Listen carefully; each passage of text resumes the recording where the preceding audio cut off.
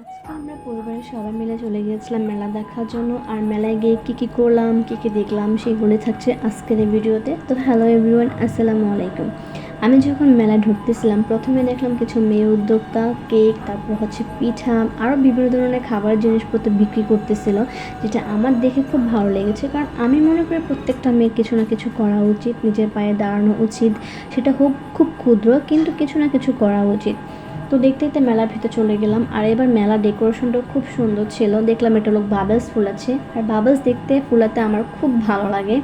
তো হাঁটতে হাঁটতে দেখলাম কিছু ব্যাগ কালেকশন ছিল। আর এবার মেলাতে ব্যাগ কালেকশন, হিজাব, জুতো, আরও বিভিন্ন ধরনের কালেকশন ছিল, যেগুলো আমার কাছে খুব ভালো লেগেছে। তবে সবচেয়ে বেশি ভালো লেগেছে আমার কাছে সংসার জিনিসপত্রের দোকানগুলো দেখতে আমার খুব ভালো লাগে, এবং সংসার জিনিসপত্র আমার কিনতেও খুব ভালো লাগে, কেন জানি না, বাট আমার খুব ভালো লাগে।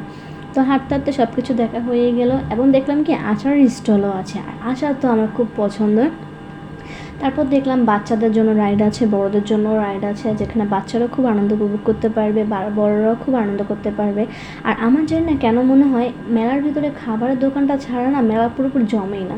তো সেই দোকানে খাবার দোকান থেকে আমি কিছু খাবার কিনে নিলাম, তারপর হচ্ছে আচার কিনে নিলাম। তো সেখান থেকে আমরা সব কিছু কেনাকাটা করে বের হয়ে গেলাম, আর গেলাম মোল্লা ব্র্যান্ডের দোকানে। আর চাঁদপুরের বর্তমানে বিখ্যাত হচ্ছে দোকান হচ্ছে মোল্লা ব্র্যান্ড। তো সেখান থেকে আমরা একটা বগুড়া দই নিয়ে নিলাম, আর কিছু চকলেট নিয়ে সেখান থেকে চলে আসলাম। তো এই তো আমাদের কেনাকাটা করা শেষ। এখন আমরা চলে যাব বাসায়। তো সবাই ভালো থাকবেন, আল্লাহ হাফেজ।